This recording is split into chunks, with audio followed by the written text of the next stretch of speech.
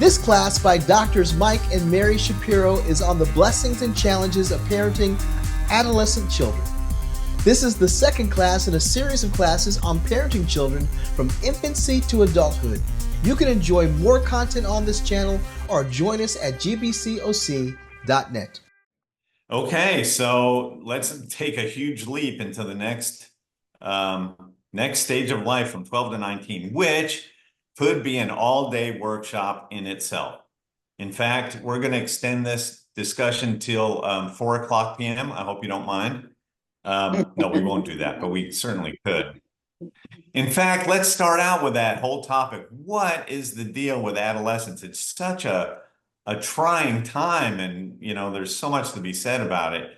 Why do we have to devote a whole class just to this 8-year span of life?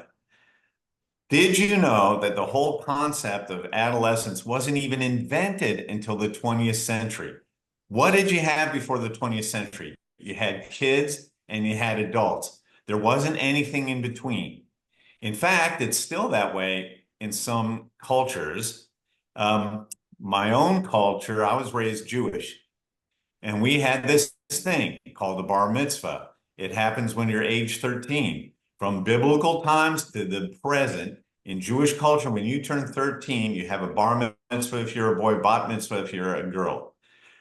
You're presumed to be ready at age 13 to handle all the responsibilities of adulthood, which I find that pretty amusing, thinking of what I was like at age 13. I couldn't be held responsible for, my own clothing and to put my underwear away. So how they thought I was an adult is beyond me. Anyway, you go through this rite of passage. It's called the bar mitzvah, and you get a good pen and pencil sets that way, but it didn't make me any more mature. There are other cultures. This is the Seder Ramah tribe. They're in the Brazilian Amazon. When a boy turns 13, to mark their advance into adulthood, they go through this ritual. They take a bunch of bullet ants, which are like the most painful, aggressive ants on the planet. They soak these bullet ants in an herbal solution to knock all the ants out. Then they, one by one, weave these ants into these gloves with the stingers pointing inwards. They put the gloves on the hands of the 13-year-old boy, and an hour or so later, when the ants wake up, they just go to town on the poor kid's hands. That proves that he's ready for manhood. I wouldn't have made it. They would have to put me in some remedial class for 10 years after that. So the concept of adolescence actually came about when the middle class started noticing, oh, wait, our kids are actually lingering in the house longer than they used to. They're residing in the family home. They required more years for schooling, not like now. I'm being sarcastic when I say that. So adolescence was invented in the 20th century to refer to this intermediate time. After that, the term proliferated. If you look at, this is a chart showing the use of the word adolescence in literature. So the term really didn't take off until like the 1900s. And then it just shot up, this concept of adolescence. But people have been complaining about teenagers for a lot longer than that. So here's some quotes from famous people.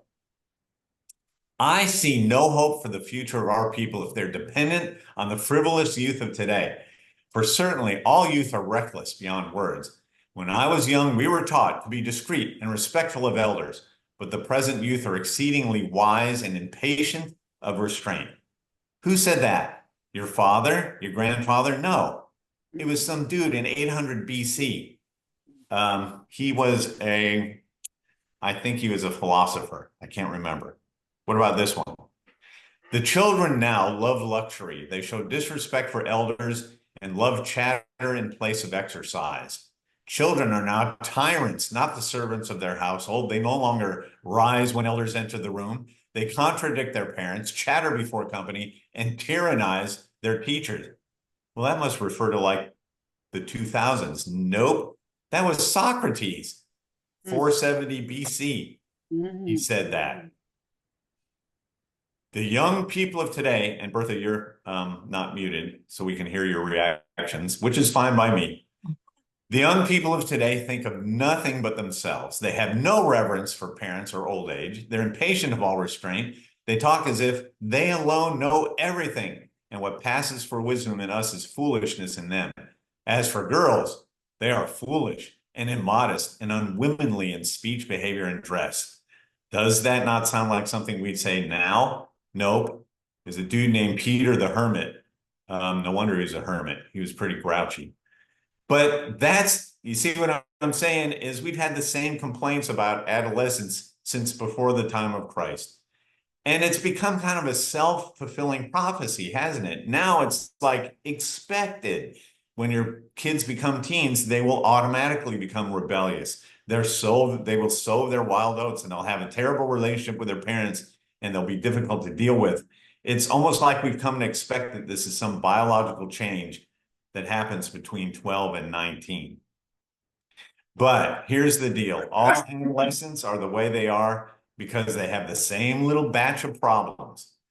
They're becoming physically and sexually mature, but don't have the same social and cognitive maturity to keep up with it. They want independence, but have no clue how to live independently in the world, even though they're convinced that they do. They're forming and choosing an identity. They're deciding who they want to be for the rest of their lives, even though it's highly unlikely they're going to be the person they think they are for the rest of their lives. They struggle to come up with their own perspective of right and wrong because they're suddenly convinced that you don't know what you're talking about. You're old and you're outdated and you don't know what it's like to be a teenager these days. So they've decided you don't know what you're talking about. They're going to come up with their own concepts of right or wrong. Now, if you remember what we said about Piaget in the last class, you know that they still don't have the cognitive capacity to come up with their own opinions about abstract things like right and wrong, morality, ethics. That goes for the little kids. Teens, they're just now coming into that mentality. But another thing you have to know about teenage development, this is a brain. All the blue part is a part of your brain called the frontal lobe. It's the most sophisticated part of the brain. Proportionally, humans have bigger frontal lobes than any mammal because it's the seat of a lot of what makes us human. Judgment, intentional behavior, impulse control, all happen in the frontal lobes. But it's the last part of the brain to develop. Most of your brain is 90% developed by the time you're 5 years old. The hardware is 90% in place by the time you're 5 years old. That remaining 10% is in the frontal lobes, which doesn't completely mature until your early 20s. So this is what I'm saying. Your teen does, no matter what the teen thinks, does not have all the gears in place to control his or her own impulses and emotions. So this is important to know from the standpoint of parenting and managing behavior. Since a teen can't control himself all the time from within, you have to some extent, control him from without. You still have to supervise and manage consequences of their behavior due to frontal lobe development. Let's talk about one of the biggest psychosocial crises that kids face when they become adolescents. And this is one of the biggest things that makes them difficult to deal with. It's the establishment of an identity. What's identity? Famous psychologist Erikson, the sense of self that we achieve through examining and committing ourselves to the roles and pursuits that define an adult in our society. And Erikson maintained that identity is defined by three things: your gender role and sexual preference, your occupation, and your religious and political beliefs. So in other words, when you're putting those three things in place, that's when you're establishing an identity. Now, I know you can't read this. There's a lot of information. Erikson believed that every stage of life is characterized by a crisis, and you can't move to the next stage until you resolve the crisis that you're in. If you look about halfway down there, the identity, the crisis of adolescence is identity. Teenagers are struggling to become unique.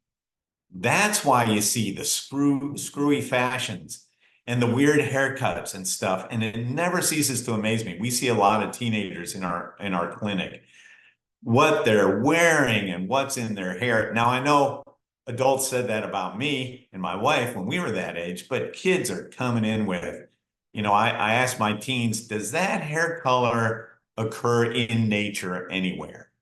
Or are you supposed to have holes in that part of your body? I don't know. Tastes in music change. There's moodiness. There's temperamentalism as they're trying to establish this identity. This is the fascinating and ironic thing. One of the most important factors in resolving this conflict of identity, your struggle to be unique, is finding a group of people who are just like you. Does that make sense? So they're trying to be unique, but they're too insecure to be absolutely unique. So they're going to look for people who are just like them. That's why adolescents stratify into groups. So I've got a little test for you. Some of these groups that teenagers stratify into have remained the same for years and years. So let's play Name That Trend. I'm going to put a picture up and you tell me, someone by opening up their mic, what is this called? What's this trend called? Goth. What are these teenagers called? Is that goth? There you go. That's goth. That's the goth movement right there. The darkness, the makeup, the long hair. Do they call that emo now? Emo or something like that? Emo. Yeah. That's right. Goth or emo. Yep. That's it. What about nerd? What do we call them? Nerds. Woo, go nerds. Yes, as a card-carrying nerd myself, yes, I recognize this person. What do we call these guys? Jocks.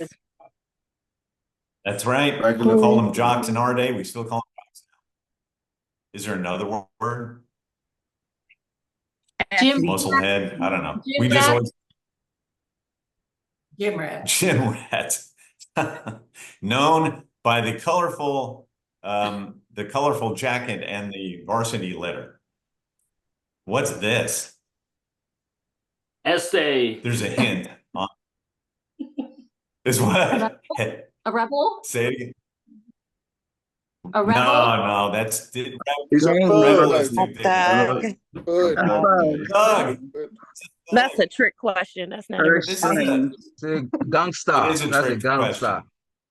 Gangster. That's right, but ironically it's a white gangster. It's a white teenager trying to look. I mean, yeah, a wannabe gangster.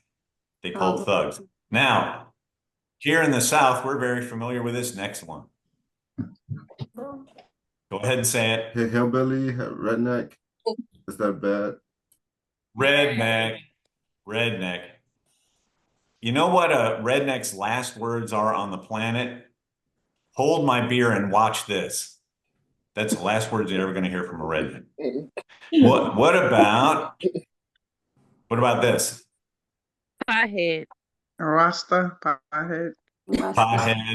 Rasta, or pothead. Yeah, you can recognize him by the bong. That's not a right. Fake white Rasta. What about these guys? The Glee Club. Drama That's right, kids. the Glee, or I don't know what else. Drama kids, theater kids. What did it mean? Yeah, drama kids, or Glee Club, or show choir. That's it. Now I'm personal confession here. Yeah, that's yours truly on the far left. The date is I believe this is 1975. So yeah, I was a drama kid. Leave me alone about it. What are you going to do about it? It's okay. So it's okay. Full confession. Okay, thank you. I still haven't gotten over it. The reason we're wearing those outfits is, if you remember, 1976 was the country's bicentennial. So we all wore very patriotic stuff. And I'm singing in a barbershop quartet. So nerd and drama kid.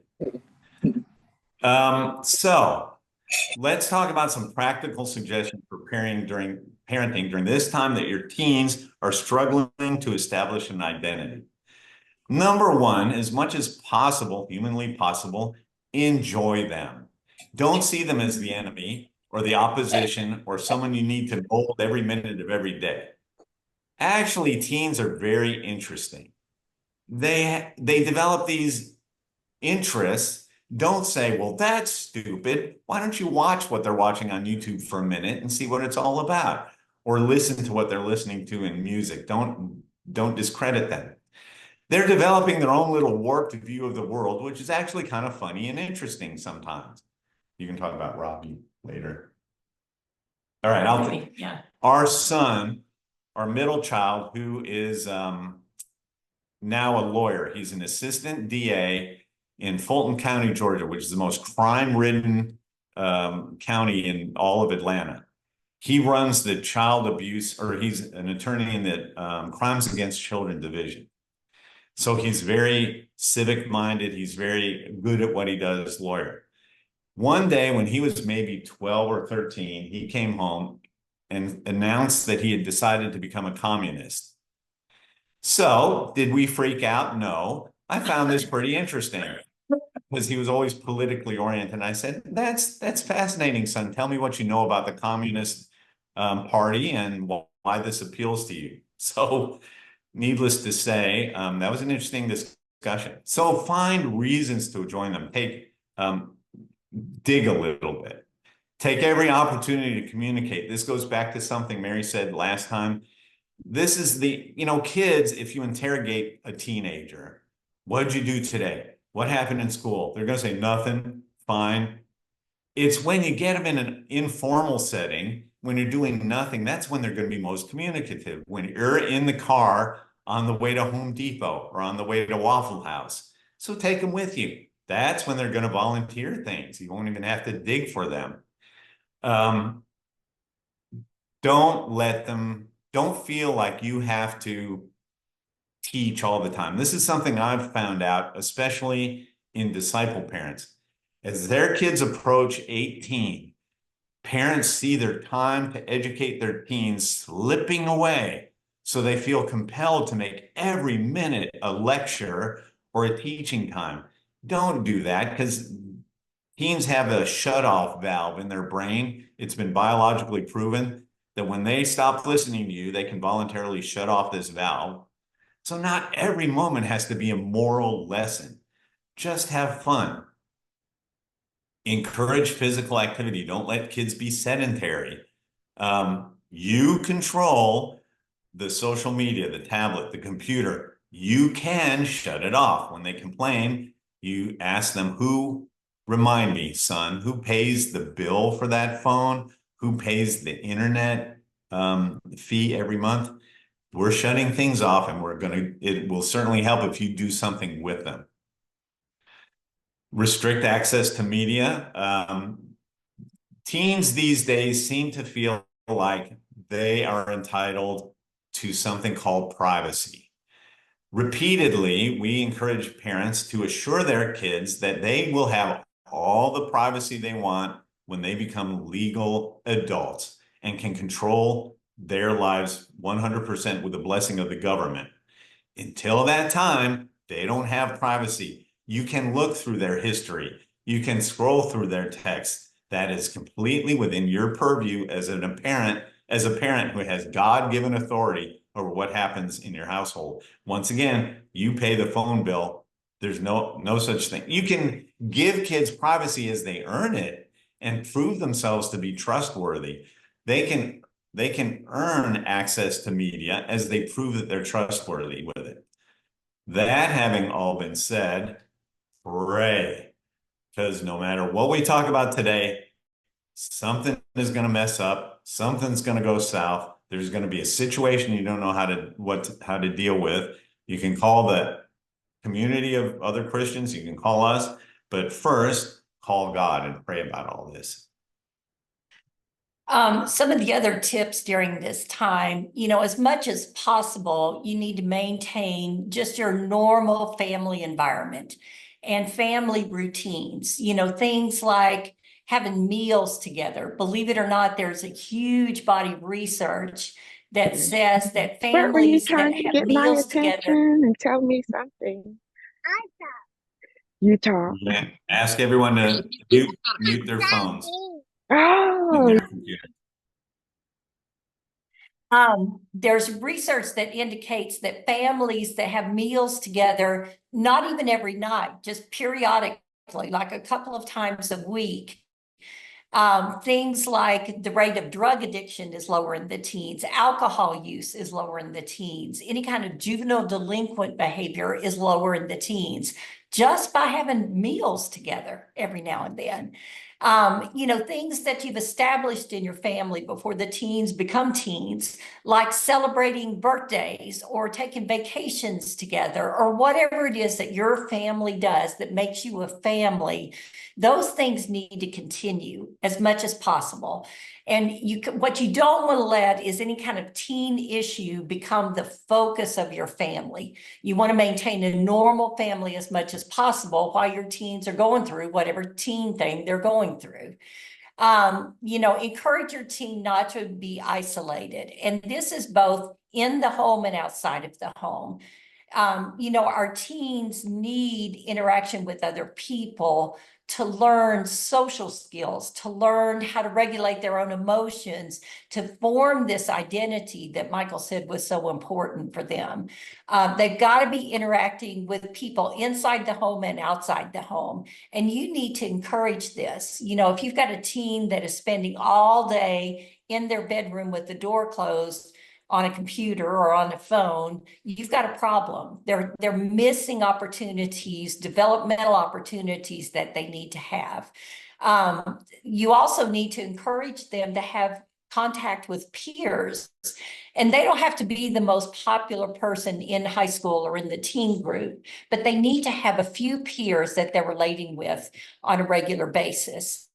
Let me just say, relating on social media is not interacting with another person. If all they're doing is relating to other people on social media, again, they're not getting the social interaction they need for normal emotional development and social development.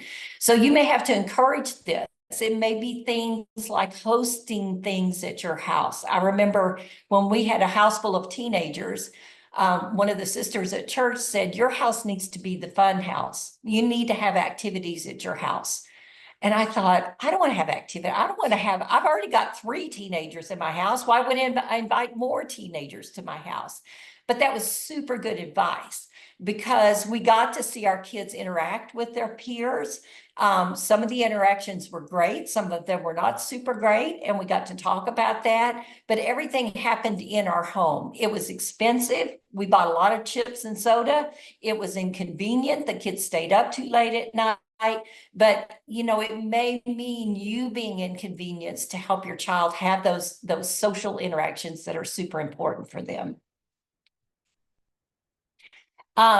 Encourage physical activity. Michael already talked about this a little bit, but let me just tell you, when we do mental health workshops, we talk about this area of physical activity because it is hugely important for our emotional health and our kids' emotional health. Let me just give you one study that we talk about. There's one study that says if you are engaged in some kind of sweat-producing exercise 4 times a week, 30 minutes in a day, that can be as effective in dealing with mild to moderate anxiety or depression as prescription antidepressants. That's huge. So we're talking about helping your kids stay active, not just because of how it makes them look at the beach, but because it's super important for their brain development. So we need to encourage physical activity with our teens. We as parents can be pivotal. Our kids are going through times where they're questioning everything about themselves. Like Michael said, this is part of their identity development. And sometimes, and they hear a lot of bad from the world. They hear from their classmates all the things that they don't like about them. And they hear from their teachers sometimes the things that they're not doing well. What they don't hear a lot of during this time is what their personal strengths are and what their talents are.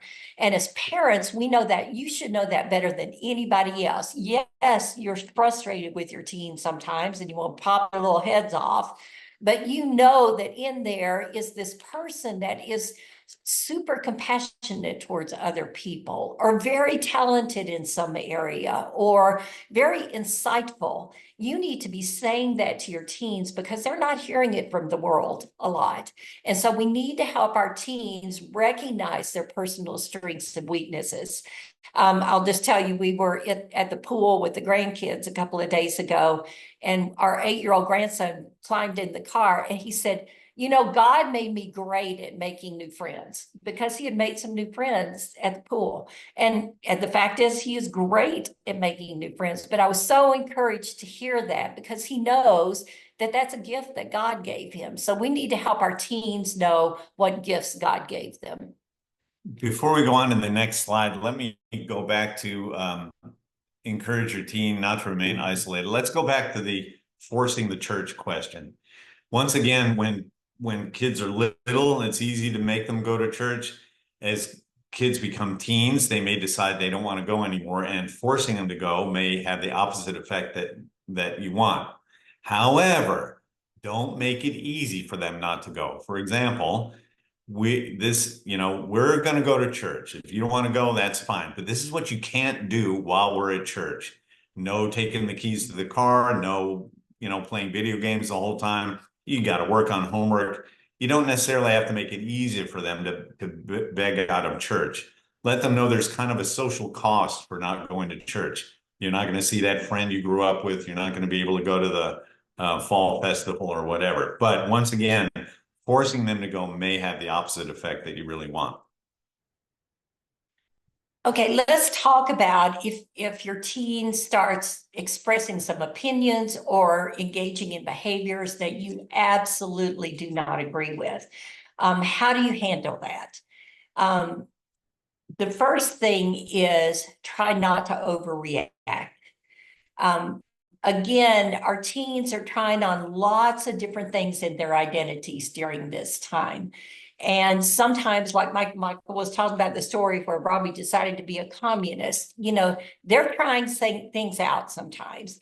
And if we overreact, we make it feel like they can't communicate those things to us. We've known a number of families where their teens have come and said, I think I'm gay, or I think I'm a homosexual, and then 3 or 4 years down the road, they go, oh, I don't think that anymore. I don't believe that, But if you overreact, you just drive them more into not sharing with you.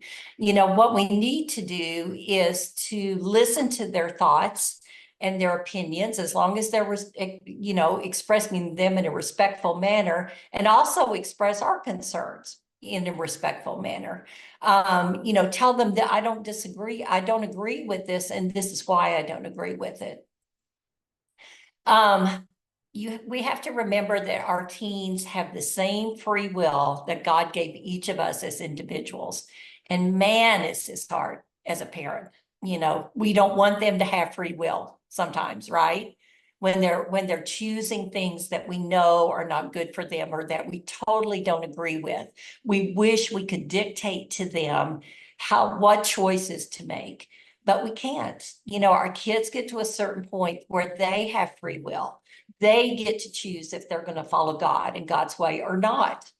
And we have to acknowledge that we cannot force them to believe what we believe. We cannot force them to choose the kind of lifestyle that we would want to have for them. And we have to honor that God has given them this gift of free will, whether we like it or not. As your child gets older, the most powerful weapon you have as a parent is maintaining a close relationship with your child. I have 3 adult children right now that are totally, thank God, financially and every other way independent from us. The only influence I have over my children at this time is by my relationship with them, because we have a close relationship. That's the only influence I have in their lives. So anything that damages the relationship between you and your child lessens your ability to eventually be able to influence them for good. distancing yourself from your child because they're choosing things that you don't agree with, or disowning your children, which we've seen parents do. You know, that totally negates any kind of influence that you may have. You know, you have to remember during this time, your teen at age 18, their lives may look very, very different at 32 than they do at 18. So it's not over yet. And if you have that relationship with that child, you still have some influence and some input that can be helpful to them. You know, we do need to encourage respectful communication. And we've already looked at Ephesians 4. I'm not going to look at that again. But the first way we do this is for us as parents to model this ourselves. You know, again, if we react out of fear and become angry and become dictatorial and become our name calling, we're not going to help our kids be able to engage in that useful communication that we want with them. So we need to encourage them to communicate with us respectfully, openly, tell us what they're thinking and feeling. And we need to do that by us being the examples ourselves and communicating that way. Another hint is to maintain family standards. Once again, kids, especially teens, have a huge hypocrisy radar. And what we've seen sometimes with parents is to appease their teen or to make life quieter under the roof in the household, they compromise their standards just a little bit, let their child do this, let their child do that, because it's easier and because we don't want to take them on about this. However, if you do that, once again, the hypocrisy radar is going to go off in the child, and they're going to find kids sometimes are looking for reasons to blame, and especially to blame church if they don't like the restrictions they perceive from church. So they're looking for, you know, you don't do that. My mom doesn't do that. My dad doesn't do that. So why should we do that? So maintain those biblical standards that you adhered to when you got baptized, even if it's simple but overarching rules like nothing illegal or illicit will ever happen under our roof. No drugs, no stealing things and hiding them in the house. No, I'm sorry? Pornography. Oh my goodness. Yeah. How could I? No, not only porn, but no sexual activity under your roof. We're not going to let you make out with your boyfriend or girlfriend. You stick to these standards, even if it eventually might mean finding other arrangements for your teen or invoking the authorities. Heaven forbid this should happen to you, but there have been times where kids doing something illegal or illicit and refusing to stop, and this is in Christian families, we've said, we've got to put your child someplace where they will be under authority. If it's a outpatient treatment program or a wilderness program or something like that, where they will have no choice but to obey authority 24/7 to help them learn that and then come back. Or if they have to stay in someone else's, we arrange for them to stay in someone else's home, or we invoke the sheriff or whatever. It's happened, and sometimes it has to happen to keep you from compromising your standards. Related to that is maintaining parental authority, which seems, like Mary said, in the last few decades, seems to have become more complicated. Once again, remember, it is your home. Even if your child is a legal adult at whatever age, if they're in your house and you pay the mortgage and you buy the food, you're entitled to authority, God-given authority over that household. But you have to make your expectations absolutely clear, because teens are great lawyers. They will find a loophole to every rule if you let them. So these are our expectations for your behavior under this roof. This is absolutely what we will not allow, with no exceptions, like illegal or illicit activity. Other things are negotiable, but not this, that, or the other thing. And you're at liberty to take things away. Somehow parents these days have begun to feel like they no longer have this authority. But teens are much more sensitive to loss of privileges than they are to loss of things. So taking the car keys away, grounding, things like that, seems to be more effective than taking their phone away. Now, here's an important thing.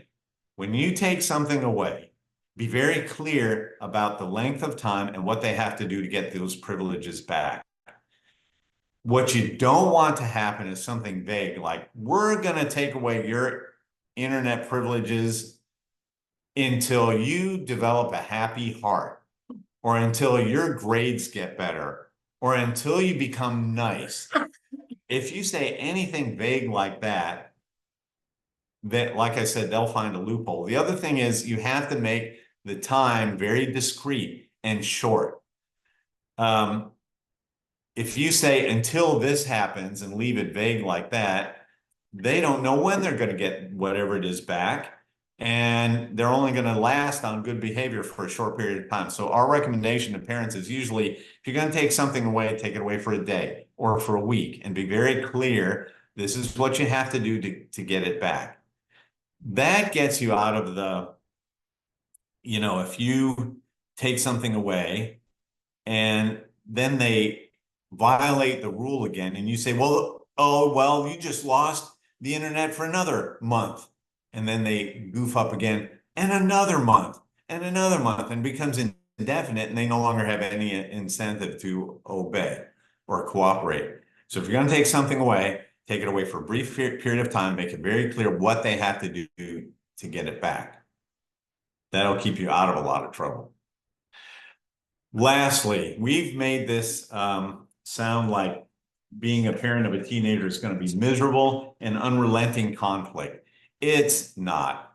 Teens really are wonderful, and if you don't swat at every fly, you can enjoy them. If you don't try to make every moment a teaching moment, you can enjoy them. But remember, you have God on your side. Isaiah 55, so is my word that goes out from my mouth. It will not return to me empty, but will accomplish what I desire and achieve the purpose for which I sent it. Mary and I have worked with disciple families whose kids have gone way off the rails, adopted a lifestyle the parents never thought the kids would do. They become profligate children. They become the prodigal son. And they go off for a year, maybe years. But more often than not, we've heard where the child eventually says, I wish I'd followed what you said, or I realized this was wrong. And I saw the example you set by maintaining your convictions, and they come back. They might not join the church. They might not turn their lives over to Christ, but they come back and reestablish a relationship with their parents. 2 Corinthians 10, the weapons we fight with are not the weapons of the world. On the contrary, they have divine power to demolish strongholds. These days, we hear a lot of terrible things about what's happening with teens and to teens. The fact that you've even tried to maintain a biblical household means you're using weapons other than the world uses. You're establishing a little piece of the kingdom in your own house. God is going to bless that. Even if today your teen is giving you the most miserable time in the world and you don't see any way out, you have God on your side as long as you maintain your convictions. The official definition of a teenager is a stage in which you think you're smarter than your parents, but you still have to live with them. So parents already seem to know that. I'm going to put, I thought I had a question and answer thing there, but I'm going to stop sharing our screen. And I'm not exactly sure what happened to our email address. It was supposed to be on that last slide that didn't seem to show up. But maybe we'll post it. I'll put it in the chat box. Meanwhile, if you all want to put some questions in chat, and I'm going to let the host decide which ones to pass on to us. Okay. That'll prevent us from turning mics on and off and forgetting to turn them off. So put any questions you might have in the chat box. Gotcha. And we'll let Donnie and Regina, I guess, tell us which ones to answer, and I'll put in our emails.